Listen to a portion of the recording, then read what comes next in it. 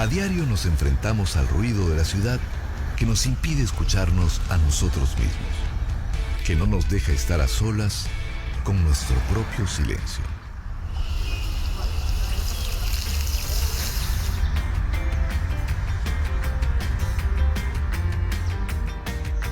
Porque a veces aprender a escucharse a uno mismo es el primer paso para una buena conversación con los demás.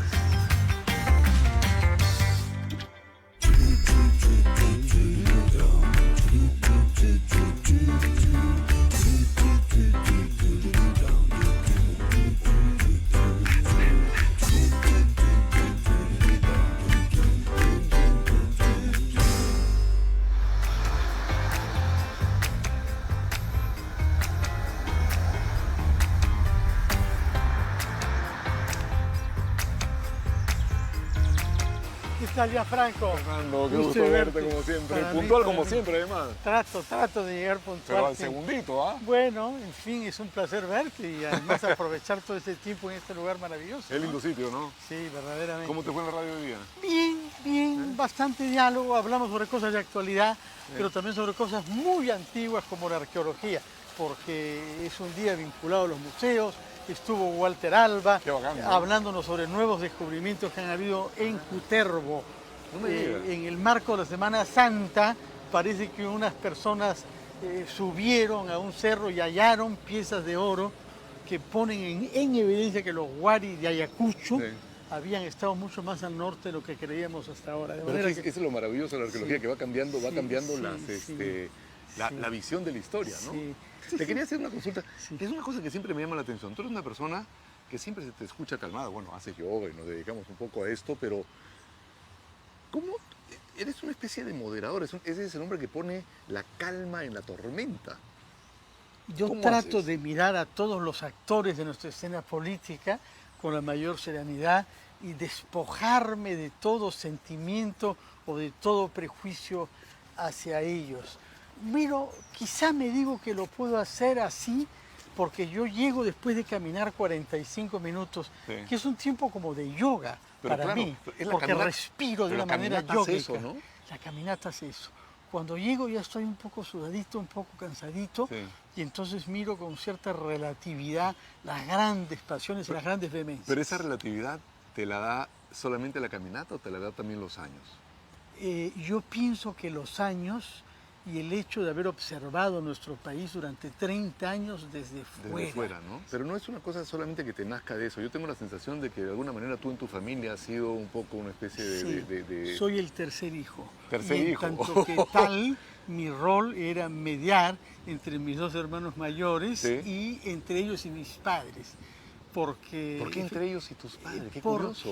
¿Tú eras el mediador? Sí. O sea, tú eres el que tenía la noción el mediador. más... Una mujer difícil, respondona, como se dice ahora, y luego mi hermano Constantino, que era distante, crítico, un escéptico, callado. ¿Qué eras en ese medio? Yo sentía que tenía como una función de mantener una cierta cohesión con mis padres. ¿Y lograste hacerlo? A lo largo del tiempo he sentido que muchas veces en la vida he tenido ese rol en otras circunstancias también. ¿Ah, sí?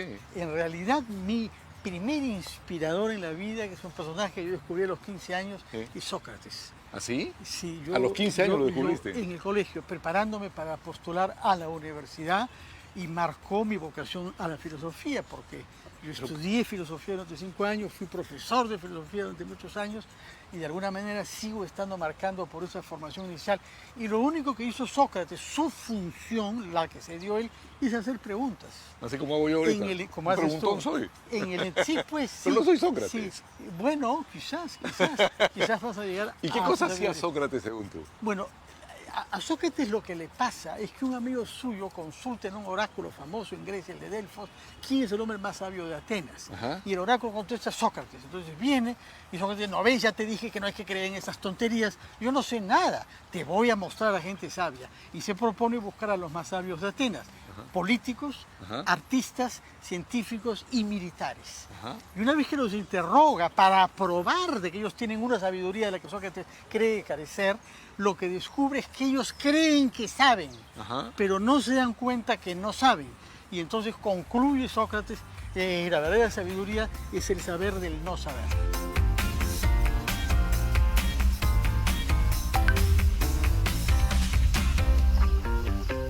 ¿Tú te fuiste al extranjero a estudiar filosofía? Sí, yo desde que estudié filosofía, siempre la filosofía que uno estudiaba me hizo sentir que habían otros países que habían producido estas obras filosóficas, alemanes en particular, en mi época, pero también los de la antigüedad, griegos sobre todo. Yo quería vivir en un país que me transforme, que me haga pensar de una manera distinta a lo que yo en los años 70 percibía como mediocridad, limitación, ignorancia, prejuicios, mentiras. Entonces tú te vas de Perú. Viví habitado por un sentimiento de farsa social que debía ser purificada por la filosofía. Y tú te vas a fines de los 70, ¿verdad? El año 79, Sí. en el mejor de los años que yo he vivido ahí, porque estábamos a puertas de las elecciones que restablecerían la democracia, y porque había recuperación económica y porque no había terrorismo. Es decir, yo cuando dejo el Perú, Claro, lo dejo todavía no había nada. en las mejores circunstancias. Es por eso que he podido vivir allá sin culpa de otros que se fueron más tarde, dejando en un país que se precipitaba. ¿Y tenías a la tú esta crisis sensación de país todo el tiempo? todo el tiempo, sí. ¿Sí? Todo el tiempo. ¿Y el hecho de yo- vivir afuera la fortalecía? En algún sentido sí, como una conciencia remota.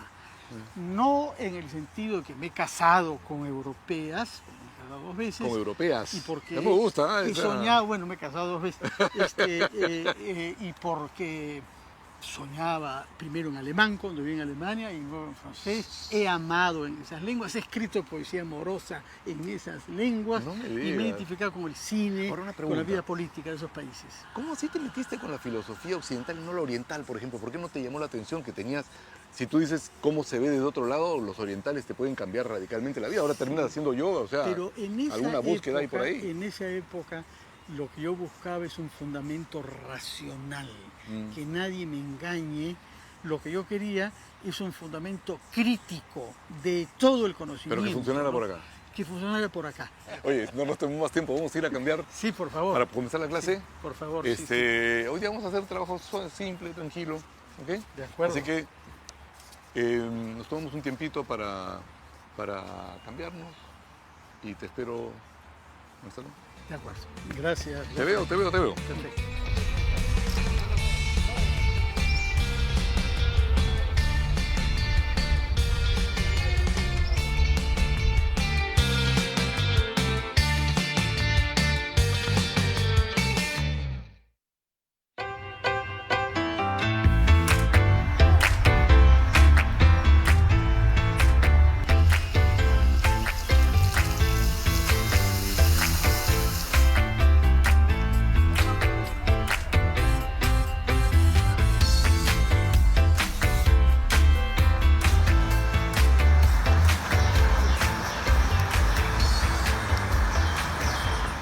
A ver, Fernando, cuéntame una cosa que me quedo pensando.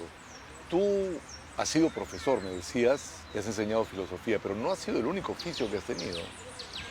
Hay 2 oficios que yo he ejercido de manera más o menos permanente y paralela y por los que he cotizado a la seguridad social. Uno es la actividad de enseñanza, Enseñanza. y la otra es la del periodismo, particularmente radial. Ambos es el uso de la palabra oral y de la expresión. Uno se dirige a cosas abstractas, alejadas de la actualidad, mientras que lo otro a lo más urgente de hoy. Y Sí, tú por no comenzaste enseñando. Tú cuando el primer trabajo que hiciste, ¿qué edad tenías? No, 17 años, ¿Qué jefe de hacías? prácticas en la Católica. Ah, mira Luis tú. Felipe Guerra me invitó a muy temprana edad. Yo había Luis Felipe entrado Guerra a- era profesor de la Católica. Claro, filósofo, fallecido el 74, Sí, me falleció parece, muy joven, ¿no? que era la gran figura del pensamiento social cristiano, ¿no? Fallecido en esa época. Yo había terminado el colegio a los 15 años, terminé la universidad a los 20 años, de manera que siempre las cosas me han sucedido demasiado temprano, quizá.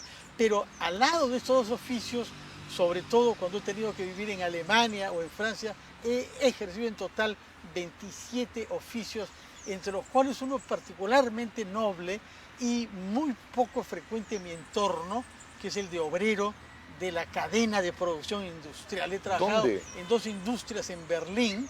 Durante los veranos del 79 y del 80 la universidad proveía de listas de trabajo y estaba todo tan organizado que habían algunos ofrecimientos para gente que midieran más de 1,80 m. Perdón. Sí, porque había que sacar focos de luz en una fábrica que producía focos de luz, Osram. Entonces necesitabas brazos largos para poder sacar, ¿no? Y he vivido lo que cuenta pues Chaplin en tiempos modernos, la cadena productiva del obrero, que tiene su contribución precisa, repetitiva todos los días. ¿Cómo te sentías allá? Admiré. Para mí todo era nuevo y fascinante en Alemania. Descubrir otro alemán con otros temas de conversación en las pausas.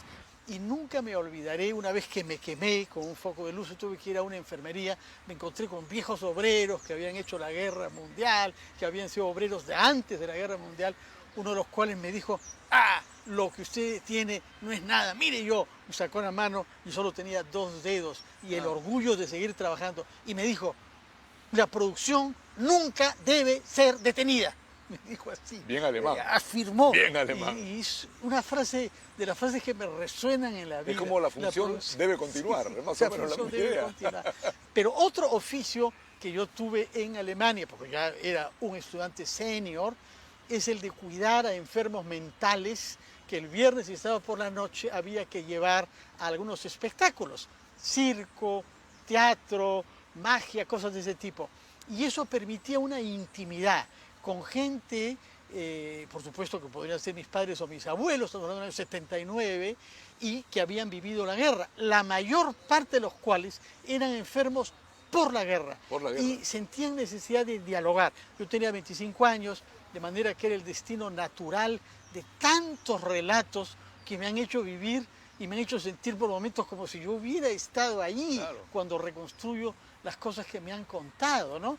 Esa gente se ha quedado con lo que lo llevó a la guerra, que es el odio al otro. ¿Y nosotros nos quedamos con esos odios pegados? No tanto, fíjate. ¿Tú crees que no? Hace poco estuve en Tumbes y me di cuenta que hay una tasa de matrimonio mixto extraordinaria con ecuatorianos. Quiere decir que el odio que se ha cultivado, nuestros textos escolares, las bromitas que nos permitíamos hacer en el colegio y demás, no corresponde con el verdadero sentimiento de la gente ahí. Y la cantidad de gente de Tumbes que hace estudios universitarios en el Ecuador es gigantesca. Pero los miedos no solamente se refieren a este tipo de broncas heredadas, sino hay otros miedos grandes, ¿no? Indudablemente, todo tipo de miedo. Estamos en una época propicia a eso, ¿no? Que todo va para el mal, que la evolución de la humanidad es hacia su desastre por miles de razones económicas, científicas, militares, sanitarias, climáticas y también morales, ¿no? Efectivamente hay gente que tiene una visión del futuro marcada porque el mal se va a realizar.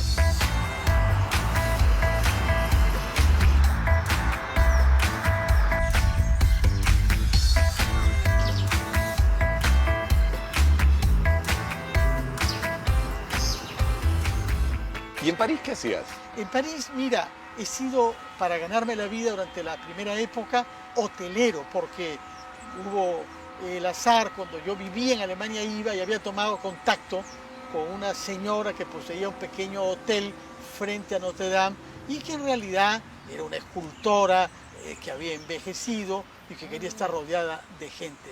Y entonces al cabo de muy poco me vi yo dedicado básicamente durante las tardes a hacer el crucigrama con ella. Y realmente tomé gusto porque llegara el diario del día con el crucigrama. Entonces era mi actividad principal. Pero era una actividad de recibir a gente y he hecho cuentas, facturas, compras, relaciones con los clientes de un hotel pequeño que tenía una cierta reputación por su vista privilegiada sobre la catedral de Notre Dame y por el que han desfilado una serie. En estos días veo a Claudia Cardinale jugando un rol protagónico. Yo recuerdo que ella viene a vivir a París y se instala ahí.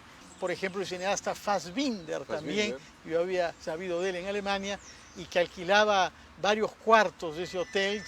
Luego descubrimos que eran varios cuartos porque venía con una serie de amigos que tenían gustos privados un poco disidentes durante la noche que causaban mucho ruido porque eso suponía usar algunos azotes y látigos. ¡Ay, Dios! Cada uno tiene sus gustos. Eso es el tema de ellos. Era una época maravillosa en la que hice muchos amigos entre los clientes. Entre los clientes, ¿no? Increíble, ¿no? ¿Y tú estuviste hasta qué año en París? Yo me quedé hasta el 2009. 2009, o sea, te quedaste ya ahí, te quedaste Sí, en París sí, después de sí, Alemania. sí, porque en realidad me reproduje, como se dice, ¿no? ¿Cómo que te reprodujiste? Tuve un hijo. Ah, Y tuve un hijo, cuando nació mi hijo, el 87, me di cuenta que la cosa iba en serio. Que, ¿en serio con qué? con el país, que no estaba de paso, Ajá. sino que había yo con una Fue tu francesa ancla. procreado a alguien que estaba destinado a vivir en ese país y que desde ese momento yo estaba comprometido con que ese país vaya bien también. Ok, oye, vamos a hacer un poco de Sí, ejercicio porque no por hemos favor. pasado conversando. Sí, sí, no, sí. ¿Ya? Vamos a comenzar primero con unos estiramientos.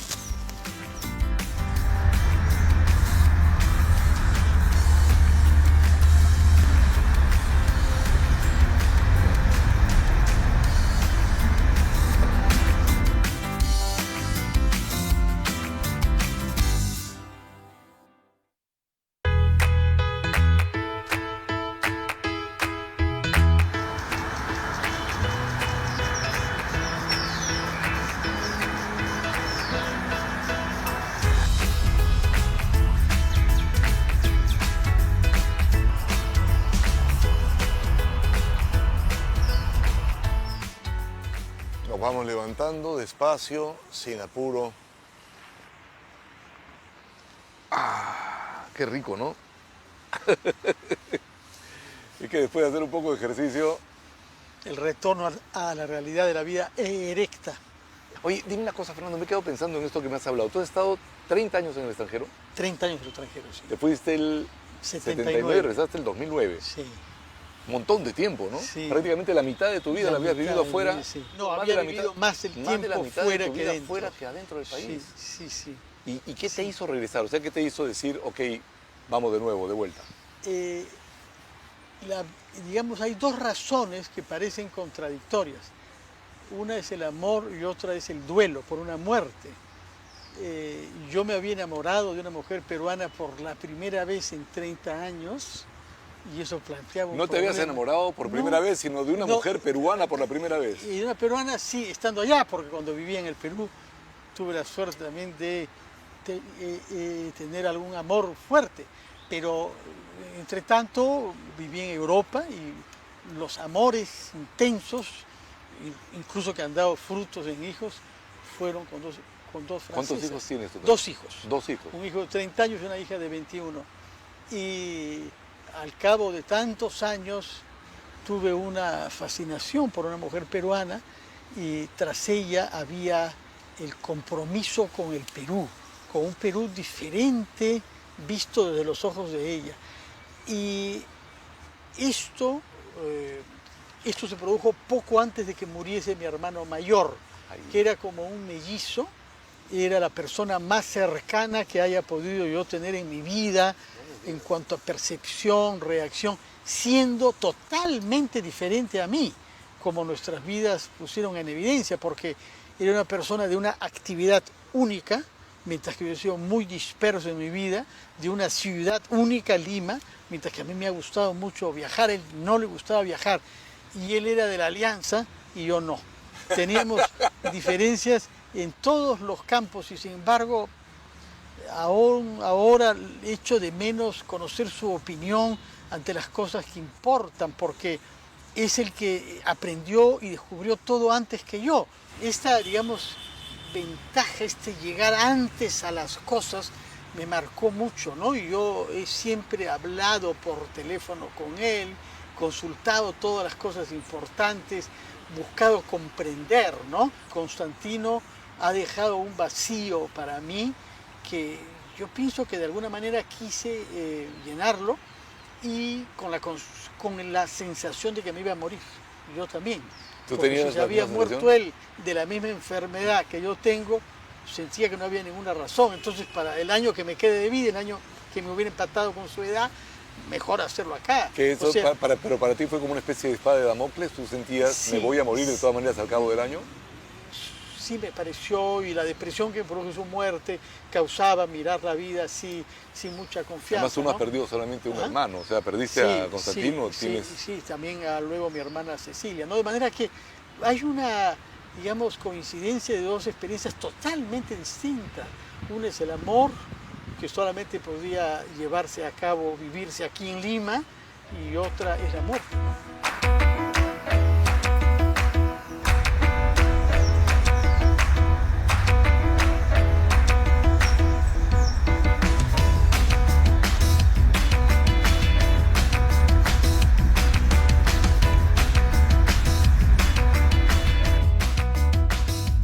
¿Y el amor, cómo ha sido el amor para ti a lo largo de tus años? Bueno, el amor ha sido una asignatura pendiente porque todavía vivo con la esperanza de poder vivir el mejor amor por delante, ¿no? ¿Ah, sí? No he sido feliz en el amor en el sentido de que las ilusiones que he tenido se han visto sucesivamente frustradas. Fui feliz por épocas, ¿no? Fui feliz por épocas, descubrí cosas de mí, pude tener hijos a los que amo de una manera entrañable y constante e inapelable, pero en mis relaciones de pareja, en realidad, yo creo que estuve marcado por mi cariño y mi relación intensa con un sacerdote, al cual yo llamaba padre, y que es la primera persona que yo conocí que vivía solo. Tenía en esa época la edad que yo tengo ahora, era un profesor de filosofía de la Universidad Católica, y lo veía en su curiosidad intelectual, en su amor a la música, en su serenidad. Yo pienso que me marcó y me dio la idea de vivir solo, y de alguna manera me las he arreglado en medio de todo para siempre vivir principalmente solo. La vida de pareja es una especie de paradigma, pero no necesariamente el único, ¿no?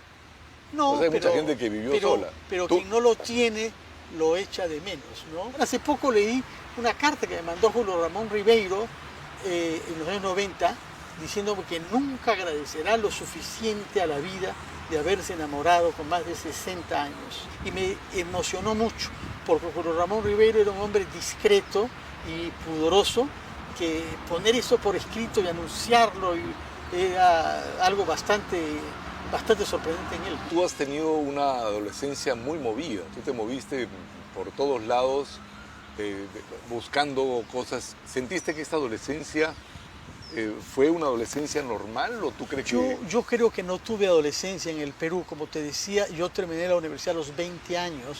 De los joven, 17 ¿no? Yo era profesor. Y eso te da una identidad social, te obliga, quieras que no, a proyectar una imagen del que sabes.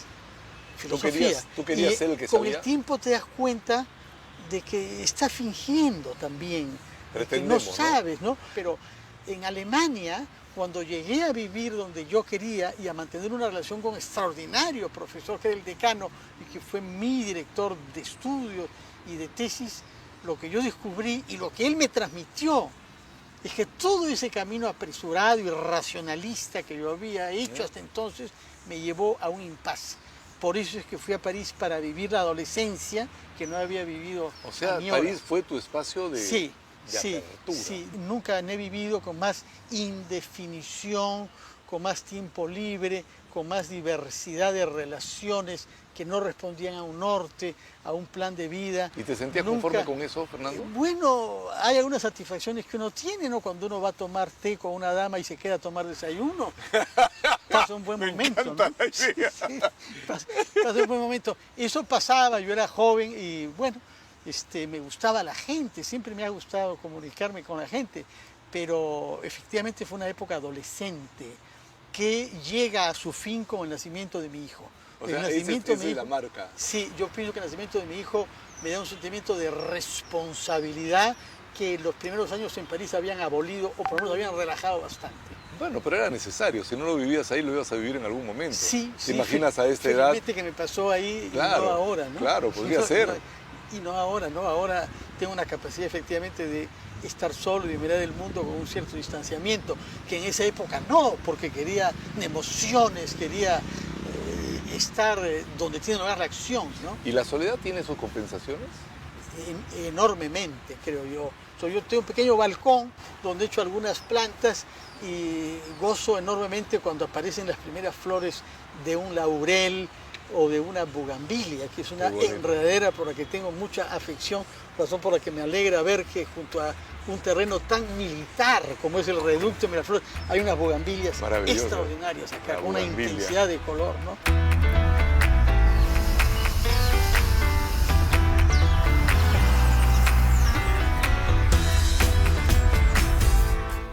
Fernando, bueno, vamos a ir terminando. Te cuento que ya no voy a estar dictando clases, me estoy yendo, voy a parar por una temporada.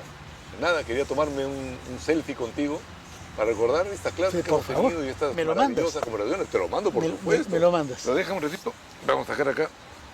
Pues los recuerdos, curiosamente los conversamos, pero son las fotografías las que nos ayudan a recuperarlos. Sí, es cierto. ¿Te has dado cuenta de esa cosa increíble? Sí, es cierto, sí. Y los recuerdos se construyen, además. Listo, vamos a hacerlo. Ahí nomás, ahí nos quedamos sentaditos y nos hacemos una linda foto que aparezca por acá. Y este es el que tenemos que dar la vuelta y a ver si nos vemos lindos. Ahí estamos, ha salido buena la foto. ¿No has hecho nunca un selfie? No, nunca he hecho un selfie, agarra nunca y tómalo tú. he hecho un tweet. Ahora tú lo vas a tomar. Tienes que apretar solamente la camarita ahí. Ahí estamos. ¿Ya has hecho un selfie? Ya he hecho un selfie. Ahora falta que haga un tweet, que mande un tweet. No me jodan más. Muchas gracias, Fernando. A ti, Gianfranco.